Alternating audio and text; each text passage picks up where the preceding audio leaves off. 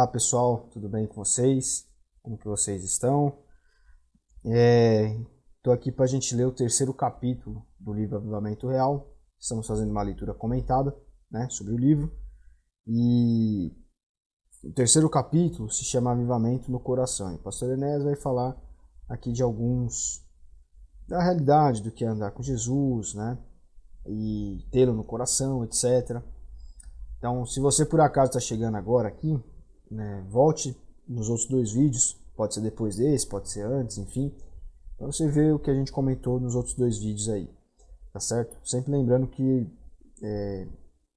esse é um vídeo público, mas eu tenho feito aplicações para o nosso dia a dia lá na Igreja Batista Renovada Água da Vida, né? Até o vídeo está no nosso canal.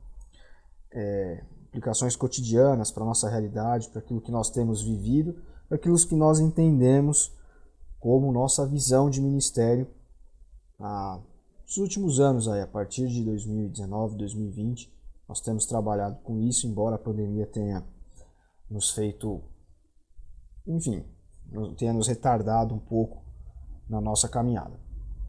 Tá certo?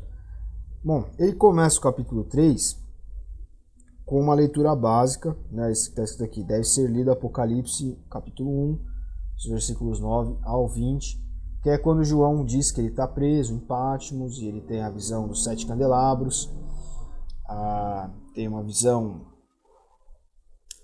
de uma pessoa, né, alguém semelhante ao humano, vestindo uma túnica, com um cinturão de ouro ao redor do peito, né, isso aqui indica um soldado, alguém que luta, né, esse cinturão, de cinturão aqui na altura do peito, né, alguém que é guerreiro, uma posição de importância, cabeça e cabelos brancos como a lã, como a neve, os olhos como chama de fogo, pés que reluziam como metal, enfim, aqui depois você pode ler lá, não imagine isso de maneira literal propriamente, porque o Apocalipse ele é um livro bem assim, específico na Bíblia, pela mensagem dele e pela forma como ele é escrito. Então muitas pessoas pegam às vezes o que está ali de literal e, enfim, aplicam e não é bem assim. Então aqui ele está usando formas de expressar o que ele estava vendo. Não quer dizer que seja exatamente isso, né? Olhos de fogo ou algo aqui como se fosse ouro, né? Quando fala inclusive do paraíso, ruas assim, existiam pedras preciosas, não sei o que, são formas de expressar, né? E nem tudo que está no Apocalipse nós devemos tratar com literalidade, tá certo? Anticristos, por exemplo, não existe um anticristo, existem vários, né, na história, anticristos, né, figuras de oposição a Cristo, etc. Enfim, se a gente for começar a entrar nesse assunto, a gente vai longe, né? A própria ONU pode ser considerado um organismo assim, né? Não vou me aprofundar muito, mas para quem não sabe, a ONU defende diversas pautas totalmente desalinhadas com o cristianismo, né? Feminismo, aborto, essa questão social muito forte, com certa tendência, né? Por exemplo, a Agenda 2030, tudo ali é enviesado, é ideológico. Então, a ONU, né? E assim eu vejo, é uma espécie de anticristo, tá certo? Mas eu não vou entrar nesse assunto agora aqui, porque nós precisamos ler o livro. Então, o pastor Enéas ele faz vários apontamentos aqui, assim, então ele coloca escreve alguma coisa, né, como foi no último capítulo. Então aqui ele colocou 1, leitura básica, 2, realidade. Lembre que o nome do capítulo é Avivamento no Coração. Realidade, Jesus vivo e presente, que nos acompanha e nos vê, que nos sonda, que penetra o mais insondável do nosso coração. Nada se furta ao seu penetrante olhar. E como vai o seu coração? Está tudo em ordem? Alegra ou entristece o Senhor Jesus? Então aqui é uma espécie de exortação, né? Como anda nosso coração? Nosso coração ele é consumido pela inveja, consumido pela ira, consumido pelo orgulho, né? São os pecados aí da natureza humana, né? Os pecados carnais. São esses aqui, né? Como está o nosso coração? E aí que está. Não é que, como está o nosso coração, nós não vamos. Então, vou ser limpinho e cheiroso. A gente busca uma vida sem pecados, mas a nossa natureza ela é caída por si só. Então, a questão da busca de Jesus aqui no coração, o que ele vê é um coração disposto a ser perdoado. É um coração que faz o seu autoexame. Por isso que a gente bate tanto na tecla do autoexame, né? Nós olharmos para dentro de nós mesmos e vermos ali o que precisa ser mudado. E muitas vezes não é com os nossos olhos que nós vamos ver. É pedindo ao Espírito Santo que ele nos revele o que precisa ser mudado, ou simplesmente que ele vá nos moldando, que ele vá nos mudando, né? Quantas pessoas com 20, 25, 30 anos de igreja e continuam caindo na fofoca, continuam caindo na picuinha, né? Muitos desigrejados, eu não estou defendendo que as pessoas, né, não estou achando certo que as pessoas são desigrejadas, mas muitos desigrejados assim ou são por conta de frustrações internas na igreja que tem essas questões envolvidas, né? Decepções, etc. Então, claro, eu não sou culpado pela queda do outro, né? O outro cai porque ele não está firmado em quem deveria estar, que é Jesus. Mas a igreja ela deve ser um ambiente fraterno, um ambiente onde não há espaço para esse tipo de coisa. Então, um avivamento no coração, e até com base nisso que a gente está vendo aqui, né, como está seu coração, está tudo em ordem, ele alegra e entristece a Cristo, ele deve ser um coração aberto à mudança de Jesus, que pede pela mudança, que clama por isso, que reconhece a sua incapacidade humana, né, de avançar, de buscar ali o processo de santidade, que é errando e pedindo perdão e caminhando, né? Esse é o processo de santidade. É o caminho que leva à perfeição. É claro que é, mas é um caminho que leva à perfeição pela imperfeição, por meio da nossa imperfeição. Então, um coração aberto ao trabalhar de Jesus, um coração aberto não ao que eu acho que precisa ser mudado, mas o que o Espírito Santo enxerga que precisa ser mudado em mim, né? Então isso é muito interessante. Eu entendo que até essa parte aqui talvez seja um estudo, porque ele coloca aqui introdução ao estudo, né? Como eu não conheço esse livro, não sei se é isso mesmo. Então cito aqui um versículo para meditação e tal, depois você olha lá em Apocalipse 1, dos 9 aos 20, é uma descrição ali de Jesus e de como João enxerga ali aquele que vem trazer a revelação. Então, na parte 3 aqui, caminhando. Dizem que o avestruz, perseguido pelo homem, corre muito e, quando sem recurso, enterra a cabeça na areia. Acha naturalmente que, escondida a cabeça, está escondido o corpo todo. Quão longe da realidade. Lembre-se que esse livro aqui está escrito numa linguagem um pouquinho mais arcaica, tá? Então, quão longe é a realidade, né? Nada mais distante da realidade do que isso. E não é o que muitos crentes fazem ou pensam fazer com Deus quando procuram esconder o seu pecado? Em Apocalipse 1, do 9 ao 20, temos um Jesus que, na realidade, foi morto pelos nossos pecados, mas está vivo para sempre e tem as chaves da morte e do inferno. No Salmo 139, do 7 ao 10, o servo do Senhor pergunta: para onde fugirei do teu espírito? Para onde fugirei da tua face? Se subo aos céus, lá estás. Se faço a minha cama no mais profundo abismo, lá estás também. Mais profundo abismo, lá estás também. A conclusão de tudo é: não há lugar, nem céu, nem terra, onde Deus não esteja, a nos contemplar, a nos conhecer, a nos penetrar. Em Provérbios 15:3 se declara: os olhos do Senhor estão em todo lugar, contemplando os maus e os bons. Então isso tudo é o que a gente tem falado na igreja também, né? Veja só que interessante. Falamos no último domingo sobre como as pessoas podem ver Cristo através de nós. E isso acontece quando nós vemos Cristo em nossa vida, no nosso dia a dia, na nossa caminhada corriqueira, no nosso cotidiano. Então, é exatamente isso. Para onde eu vou fugir, né? Não há para onde fugir. Se subo aos céus, lá estás. Se faço a minha cama no profundo abismo, lá estás também. Então, nós temos que ter em mente isso. Não é essa ideia de esconder o pecado. Nós escondemos os pecados das pessoas, porque elas vão olhar para nós e vão nos julgar, vão nos acusar, vão, a pretexto de exortar, usar aquilo para manipular a fé pelo medo, né? Quantos cristãos fazem isso, né? Nós temos muito isso acontecendo. Então a pessoa sabe de algo que você fez e olha, se você sair debaixo da minha cobertura espiritual, por exemplo, Você está saindo debaixo de desobediência, né? Eu não vou te abençoar. Então isso é uma forma de usar a fé, né? Através do pecado, de um erro, a manipulação pelo medo, né? Ou ficar falando, você precisa mudar, você precisa, larga o pecado, larga o pecado, larga o pecado, fica batendo muito numa tecla, né? Como nós até falamos no último vídeo, isso também é uma espécie de manipulação da fé pelo medo. Então aqui eu estou só fazendo a gente refletir um pouco. Viver Jesus não é ter esse agarramento, digamos assim, ao pecado. É claro que nós pecamos, nós erramos, nós nos arrependemos, é aí que está. Nós temos de nos arrepender e confiar que não há lugar onde Jesus não esteja. Não há pecado que não seja perdoado. A centralidade do cristianismo é a cruz e o efeito da cruz sobre a nossa vida. Então nós temos que ter sempre em mente que é isso que é falado aqui. A realidade é que Jesus foi morto pelos nossos pecados, mas está vivo para sempre, tem as chaves da morte do inferno. Então ele tem a chave da morte sobre a nossa vida. Ele te retirou de nós a morte. Nós temos uma possibilidade de vida eterna.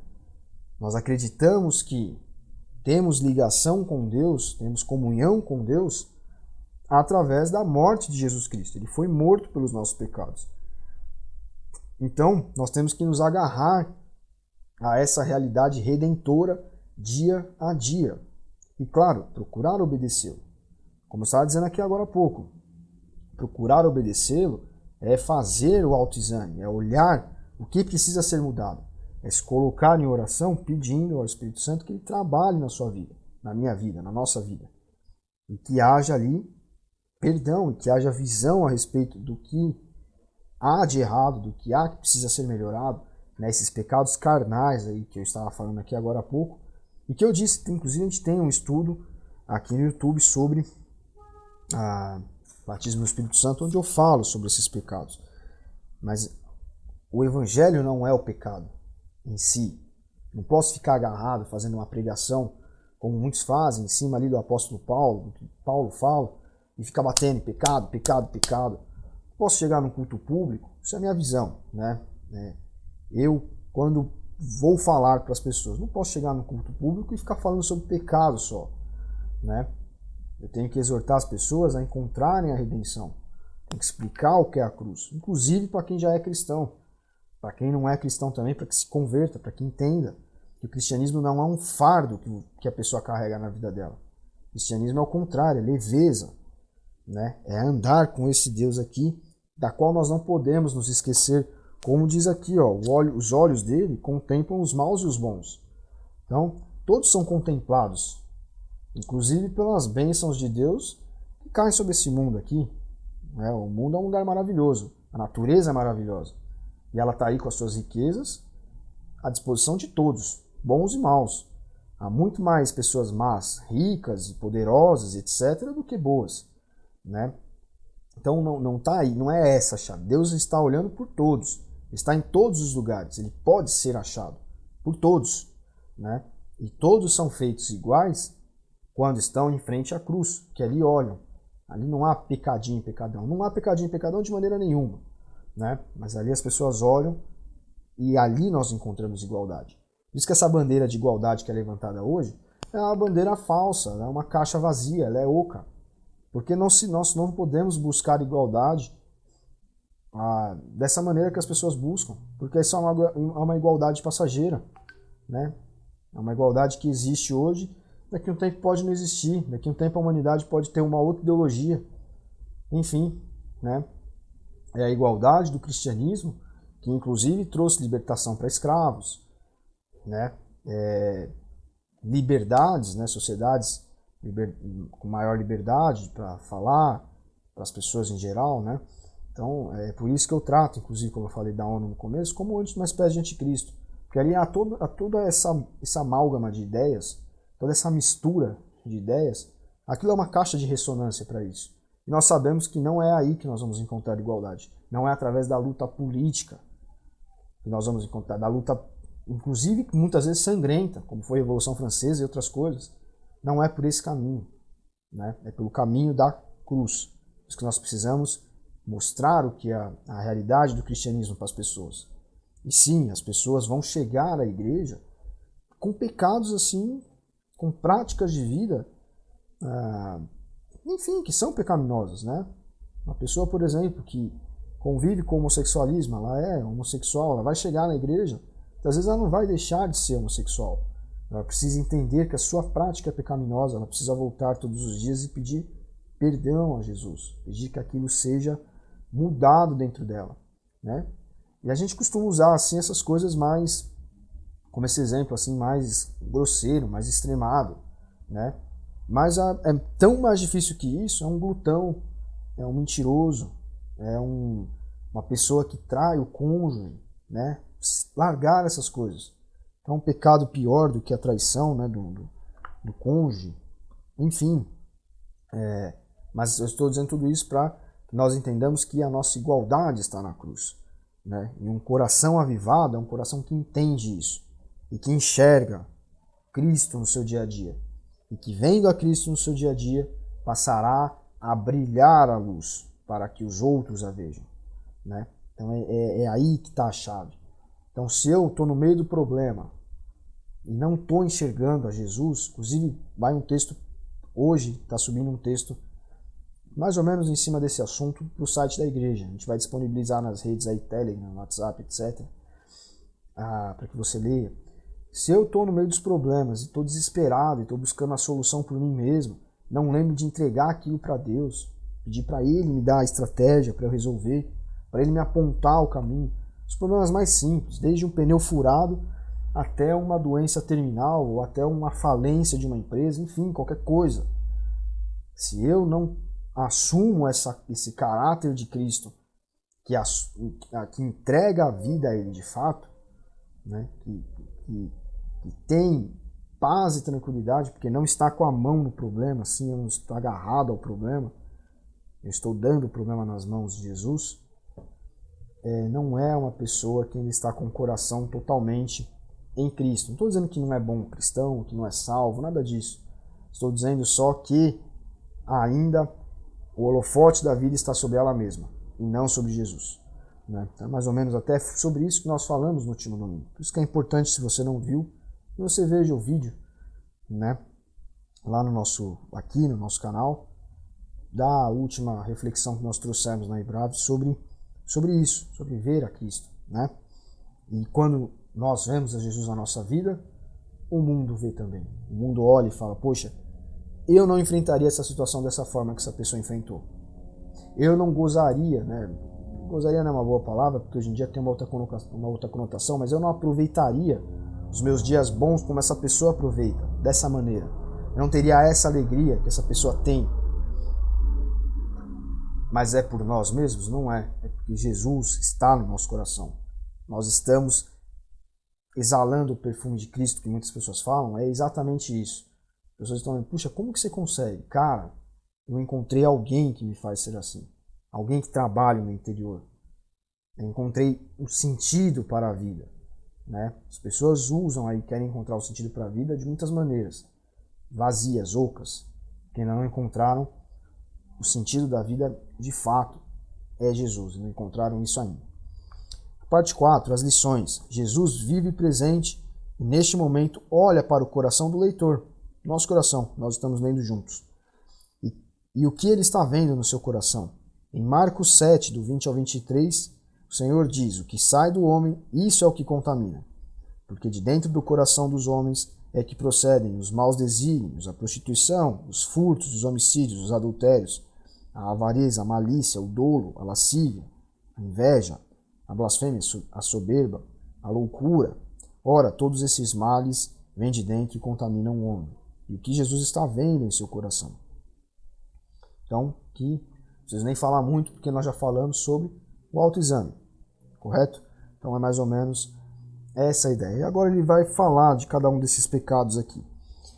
O ódio. No coração de muitos crentes, Jesus vê ódio, ainda que os lábios aparentem amor. Enganamos os homens, mas não enganamos a Deus. Nas minhas andanças pelas igrejas em todo o Brasil, constatei que o ódio é o pecado mais frequente e mais comum. Numa certa igreja havia uma senhora de mais ou menos 50 anos.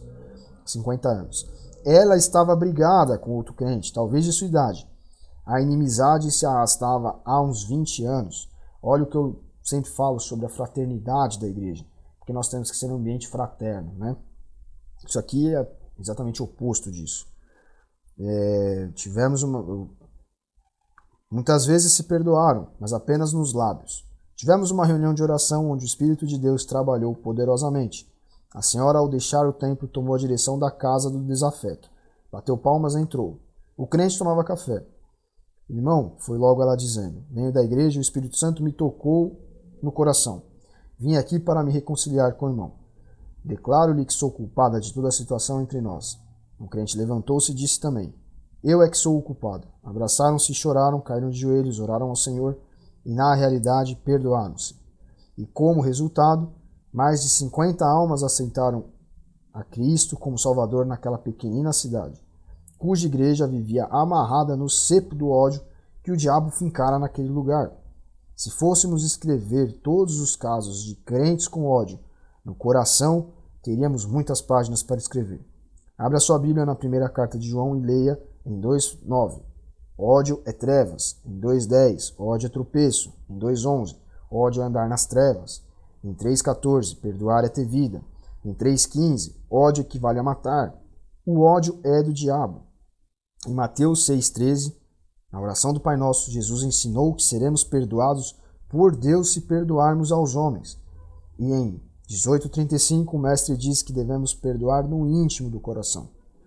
Quantos crentes têm ódio em seu coração? Ódio do esposo ou da esposa, do pai ou da mãe, do filho, da sogra, do vizinho, do próprio irmão na fé. Leia Mateus 5, 23 e 24. E verifique que a coisa mais importante do caminho do cristão é perdoar. Você já perdoou no íntimo do seu coração? Perdoou mesmo? Quantos buscam avivamento, mas estão nas trevas do ódio em seu coração? Isso é muito difícil, né? Perdoar, não ter esse ódio, às vezes não é nem ódio, mas raiva, mágoa, etc. é muito difícil. E é algo que está até bem destrinchado aqui em 1 João. Inclusive, 1 João é uma carta que nós logo vamos estudar. Estou preparando algumas aulas para colocarmos aqui no nosso canal. Tá certo? Nas quintas-feiras no Aprendendo com a Bíblia. Nossa leitura comentada sobre as sextas-feiras para o YouTube. 2. O adultério. Está proibido por Deus no 7º mandamento. Jesus exprobou os pecados do povo dizendo, geração adúltera e perversa. Para o Senhor Jesus pode ser o consumado ou o do olhar cobiçoso. O adultério, no caso, né? É um pecado terrível e infesta as nossas igrejas. Entrava o trabalho de entravar, né? Afasta as almas de Cristo e envergonha o evangelho do Senhor. Preguei em certa igreja, era o último domingo. Pela manhã, o Espírito do Senhor trabalhou com grande poder. À noite, um dos principais oficiais da igreja atrasou. Chegou já com o trabalho bem começado e chorando. Ao terminar a reunião, levou-me também ao pastor, para uma sala. Meteu a mão no bolso, tirou uma carta e deu-a ao pastor, que leu e empalideceu. O pastor passou a carta para mim. Li e o homem declarava que vivia com uma amante há 8 anos. A palavra de Deus pregada domingo pela manhã foi-lhe como marteladas no coração. Não resistiu, confessou, abandonou o pecado e se tornou uma bênção na igreja. E quanto adultério existe no seio das igrejas, amarrando o trabalho de Deus e trazendo graves prejuízos para a causa de Cristo, precisa haver confissão. Salmo 32. E abandono do pecado e purificação no sangue de Jesus. Salmo 51. 3. O furto. O furto, talvez aquele mencionado por Paulo em Efésios 4:28, graça também em nossos arraiais evangélicos. No avivamento havido na Inglaterra, os operários abarrotaram uma sala de peças de grande valor que furtaram e agora vieram devolver. Num dia em que o Espírito Santo operou com grande poder, uma jovem veio a mim e falou: trabalhava em uma loja como caixa. O patrão não era crente, mas sabia que ela o era, e por isso tinha nela confiança. Um dia a caixa não deu certo e fez conta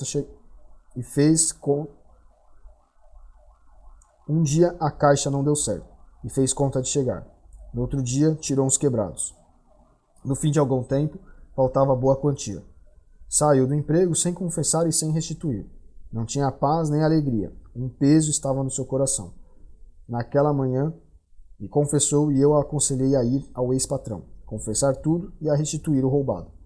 E quantos em nossas igrejas andam pregando, mas se acham em falta, pois furtaram e nunca acertaram dos empregados, não lhes pagando o prescrito em lei. Furtaram ao governo em notas fiscais, em imposto de renda, em 1000 coisas mais. Não haverá paz para você, irmão, nem avivamento em sua igreja, enquanto você não confessar o seu furto, abandoná-lo e fizer restituição. Aqui, eu estava falando agora há pouco sobre igualdade, né? As pessoas acham, às vezes, que é bem utópico isso. Se a gente não fizer uma luta política, uma luta ideológica, não haverá igualdade. Aqui, essa é a prova de que o cristianismo promove essa igualdade, desde que a pessoa viva a Cristo de fato. Quantos patrões aqui furtavam os empregados, não lhe pagando o justo? O que o Evangelho instiga o patrão a fazer? A tratar a pessoa dignamente, a pagar o justo. O empregado, a tratar o patrão como uma pessoa que provê, enfim, como um patrão, né? A respeitar o patrão, não ter ódio do patrão porque ele é o dono da empresa, ou porque ele tem muito dinheiro, como certas ideologias fazem, né? E olha o estrago que foi feito décadas aí após essas pregações políticas darem tão certo, né? Políticas ideológicas darem tão certo. Então, às vezes as pessoas ficam assim, não, mas a gente precisa de uma mãozinha. Não precisamos de um governo conservador, não precisamos de um governo progressista, nada disso. Nós precisamos de pessoas que entendam a fé, entendam o Evangelho e ajam conforme o Evangelho. Aí não haverá injustiça. A desigualdade é algo que é da natureza do ser humano, mas a injustiça, ela será diminuta, né? Por conta aqui temos um exemplo maravilhoso, só para exemplificar o que eu falei no começo. 4. A mentira. Os homens inventaram uma escala de cores para a mentira. Verde, azul, vermelha, branca e preta. Acho que é um livrinho, né, das crianças, se não me engano. Mas mentira não tem cor e sim procedência. Vem do maligno. João 8,44. Quem mente se faz filho do diabo. Quanto à mentira de marido para mulher, de mulher para marido, de pai para filho, de filho para mãe. Mentira na profissão, no comércio e às vezes até na igreja. No próprio púlpito, que promete começar o culto às 8 horas e vai começá-lo às 8h10, 8h20. O pastor Enéas era bem famoso pela pontualidade. A gente ouve bastante o pessoal falar aqui no seminário. Quanto à mentira em forma de brincadeira, no 1º de abril, o conselho de Paulo em Efésios 4,25 cabe aqui. Por isso, deixando a mentira, fale cada um a verdade com o seu próximo, porque somos membros uns dos outros. 5. A hipocrisia. A palavra hipocrisia quer dizer máscara. Judas Iscariotes usou máscara durante 3 anos para enganar os homens. A Jesus, porém, não enganou. E quanta máscara em nossas igrejas, quanta aparência de piedade, aparência de amor, de santidade, de consagração, de trabalho, mas são apenas frutos de matéria plástica, que tem forma de verdadeiro, cor de verdadeiro, mas não tem vida e ninguém os come, só aparência. É preciso tirar a máscara, custe o que custar. Senão acontecerá como aconteceu a Judas. Jesus contempla os corações e vê a hipocrisia, com o poderoso sangue do Calvário, pois removamo-la antes que seja tarde demais. Geralmente, quanto mais moralista a pessoa for, quanto mais legalista, mais fundamentalista, mais, na questão aqui cristã, etc., mais hipócrita ela fatalmente será. 6º e último aqui. O mundo. O Senhor Jesus disse em João 17, 14 ao 16, que os discípulos estavam do mundo, mas não eram do mundo. O navio foi feito para andar nas águas, mas se a água entrar no navio, tudo está perdido. O crente foi feito para estar no mundo, mas se o mundo entrar nele, está tudo perdido. Gradativamente o mundo foi entrando no crente, na sua vida, nos seus costumes, seu linguajar, levando-o para seus próprios lugares, isto é, lugar do mundo. E o que o Senhor vê no coração de muitos crentes? Futebol, futebol, futebol. Com seus craques, suas torcidas, suas brigas e seus ídolos. A televisão ocupando o lugar de Deus no coração, com seu humorismo pornográfico, nome de Deus tomado em vão. Novelas apaixonantes, cinema nem sempre decente, com sua série imensa de coisas inconvenientes que tomam tempo do crente e educam seus filhos no caminho da impiedade. Vê também em outros corações a literatura imoral, quadros obscenos, narrativa picante, enredo insinuante e perigoso. O coração de muitos crentes não está cheio de Cristo e sua palavra. mais piadas grosseiros, negócios ilícitos e um exército no mundo com suas atrações que forçou a fortaleza do seu coração. Derribou as resistências e penetrou, tomando conta de tudo. É o mundo invasor. Por 1 João 5,19, sabemos que o mundo jaz no maligno. Logo, tais vidas vivem sob controle do maligno.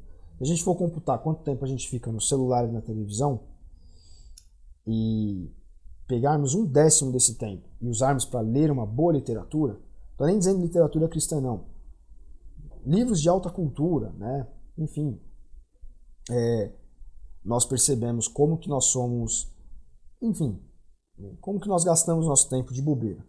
E infelizmente o que ele está falando aqui é uma realidade principalmente hoje. A televisão, o TikTok, o YouTube, eles que estão educando as crianças. E enquanto as pessoas querem salvar o Brasil de tantas coisas, de comunismo, de não sei o quê, salvar o presidente, enfim, os filhos estão vendo, os netos estão vendo, os sobrinhos estão vendo porcaria no TikTok, no YouTube. Então a gente perde a nossa casa para tentar salvar o país. E no fim de tudo, a gente perde tudo.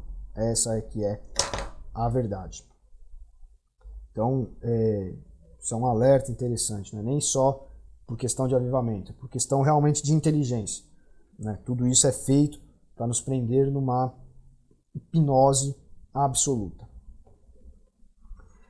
Então, volte a ler Marcos 7, 20, 23, aqui já é a última parte da leitura.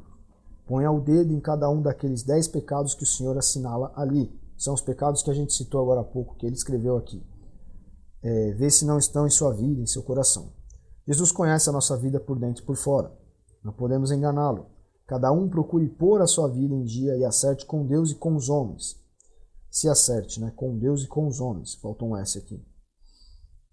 A palavra de Deus é viva e eficaz, mais cortante do que qualquer espada bigúmia, né? De 2 gumes. Penetra até o fundo e divide alma e espírito, juntas e medulas. E ela é apta para discernir os pensamentos e propósitos do coração. Deixe a palavra de Deus agir em sua vida. Lave seu coração no sangue de Jesus. Jesus não conheceu o íntimo de Natanael quando estava embaixo da figueira. Talvez você tenha também sua figueira, algo escondido em sua vida.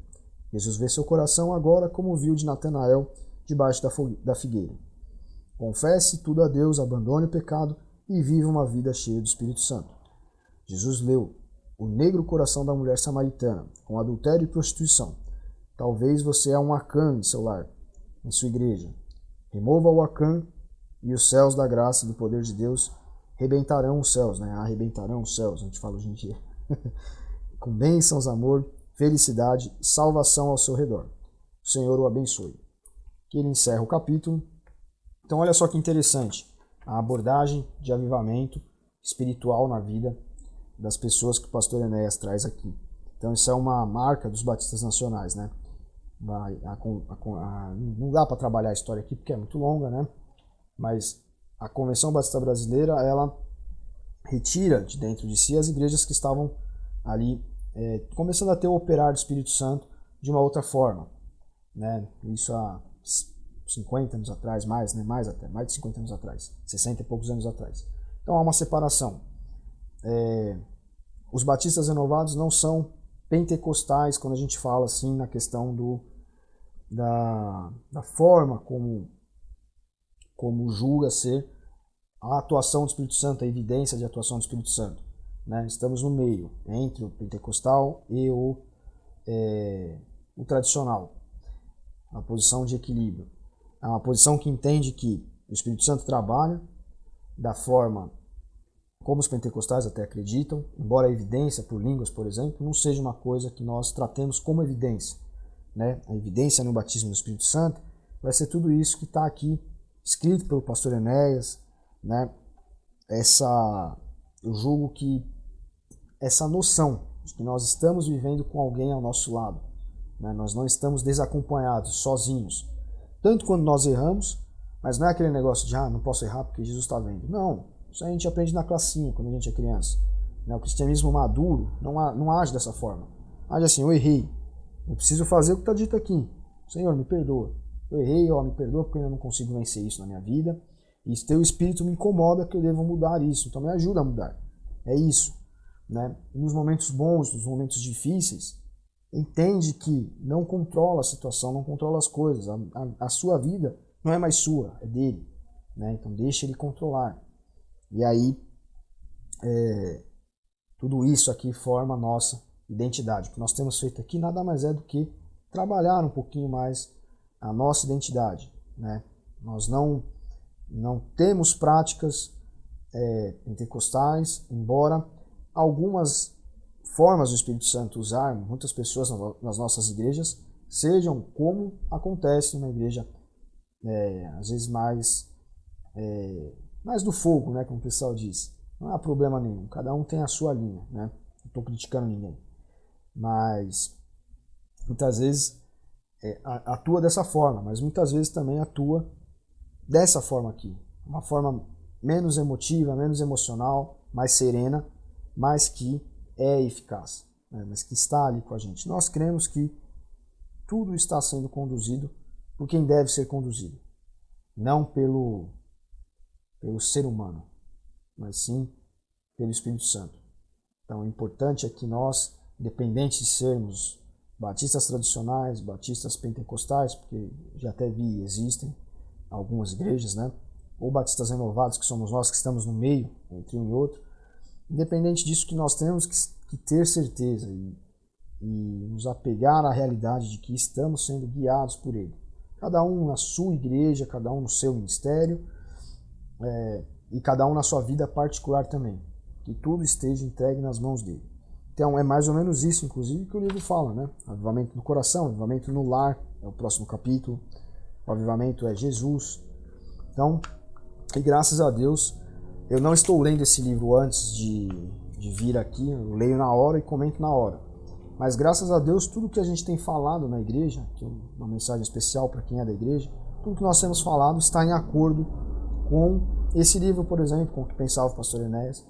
Graças a Deus, nós não estamos falando nada fora do que o pastor Enéas falou, do que a nossa identidade, a nossa história também nos diz. Porque nós temos uma identidade, uma história, a qual nós temos que valorizar. Tá certo, pessoal? Então espero que tenha sido produtiva a nossa leitura de hoje. Semana que vem a gente volta com o capítulo 4, que é o avivamento no lar. E aí, como eu disse, vou abrir o livro, vou ler, comentar, que o nome é leitura comentada, mas não preciso só eu falar. Faça seu comentário aí também na postagem, compartilha com alguém que você acha que vai gostar desse conteúdo aqui, tá certo? Para que nós alcancemos mais pessoas, a obra em si alcance mais pessoas, e para que também seja comentada, não só por mim, mas por você que está assistindo aí, tá certo? Então um abraço, um beijo no seu coração, até domingo lá na igreja. Deus te abençoe.